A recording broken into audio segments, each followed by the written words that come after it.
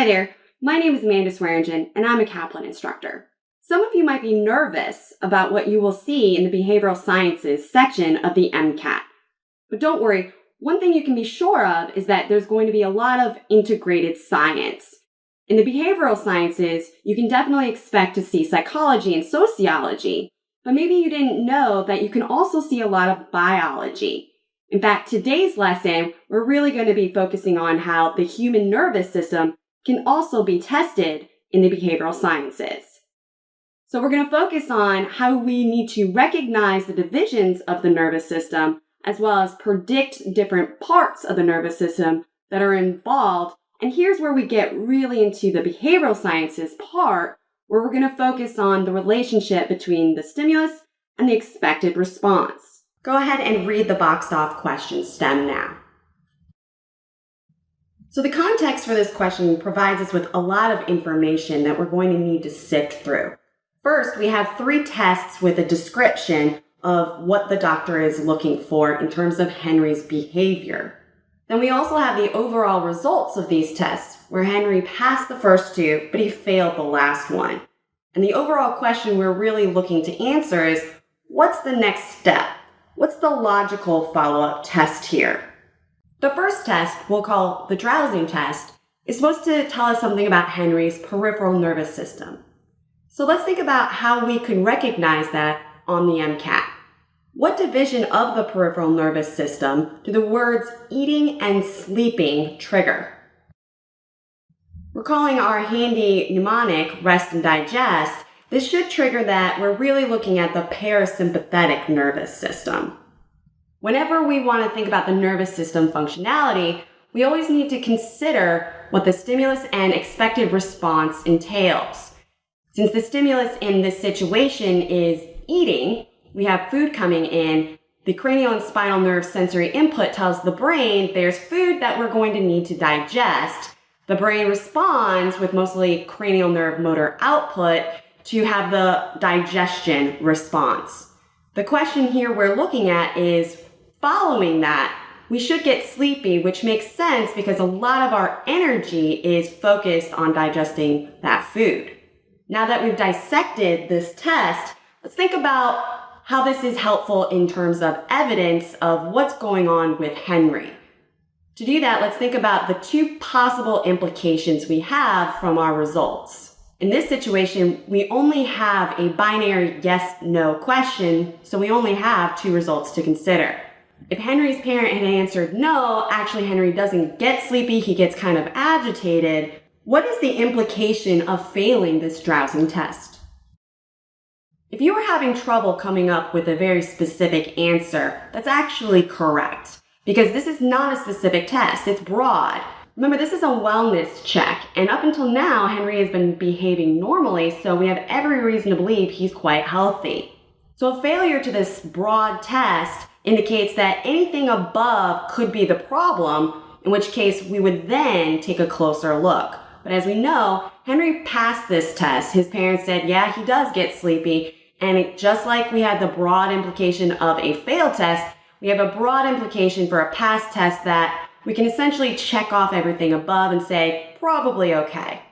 So let's see what else we can check off with our next test that we know Henry passed. From the diagram alone, you can probably already tell that this test is going to be a little bit more complex. This is really just a fancy way of saying that we're looking at hand-eye coordination.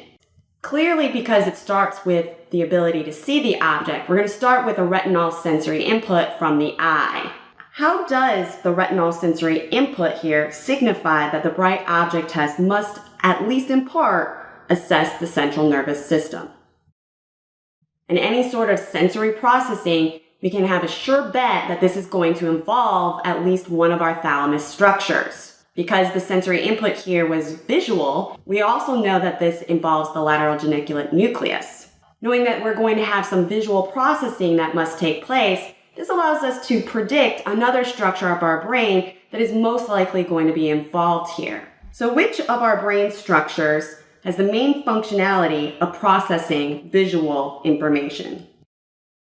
From the thalamus structure, that signal is going to travel to the rear of the brain where our occipital lobe is located, where we're then going to kick up to our parietal lobe. The parietal lobe has the somatosensory cortex, which is all about integrating that sensory information.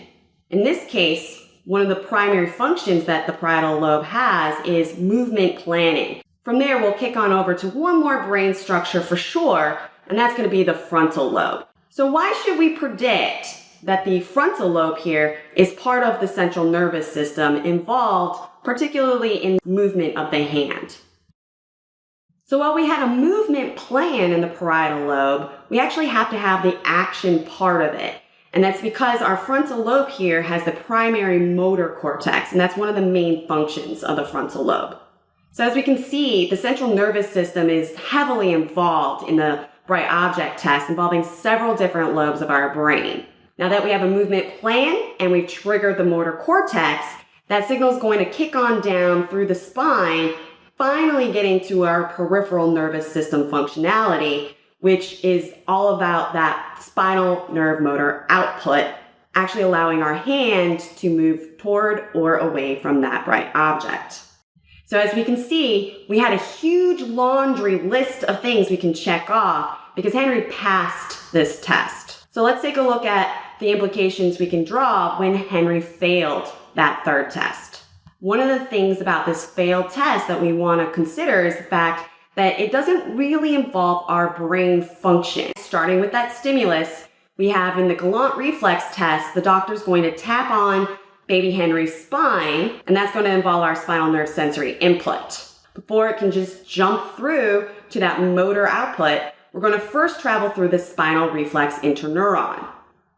That's going to allow us to get to our action from the hip through the spinal nerve motor output. Unfortunately for Henry, he failed this test. So we can see that because it doesn't involve our brain, probably not going to be the problem, as this really is only looking at the spinal nerves and spinal reflex interneurons. So what does a failed result from the Galant reflex test imply about our focus for the follow-up assessment? As before with past tests, where we had a list of things we could check off as probably okay, this time we have a list of things we may need to take a closer look at because any of these could be broken. So while we know that we have these three things we may need to take a look at, our job here is to figure out what has the highest priority, what should be targeted first. And as we know, we weren't just given this failed test. If we put all the pieces of evidence together, all three tests, we can narrow this list even more using the portions of the nervous system that we identified with each test. So going back to that drowsing test, the first one Henry passed, we know that it was really looking at the parasympathetic system, which involved our cranial and spinal sensory input and cranial nerve motor output. Then we had the bright object test, where we had the retinal sensory input, a lot of functionality from our brain, finally getting down to that spinal motor output. We just looked at the Galant reflex test, where we had the sensory input and the spinal motor output. Why can we eliminate the spinal nerve sensory input and the spinal nerve motor output from our list of things to target first in the follow-up tests? With our past tests, we said we can probably check these off as okay. And now when we see the overlap, we have the spinal sensory input in the drowsing test, and then we have the spinal motor output in the bright object test. Since we already checked those off as most likely okay, logic says we can also continue to check them off, leaving our spinal interneuron as the most likely candidate of the problem for why Henry failed the Galant reflex test. We just saw one of the many contexts the MCAT will test your content knowledge, in this case connecting behavior in terms of medical testing to what's going on inside the body, specifically with the nervous system.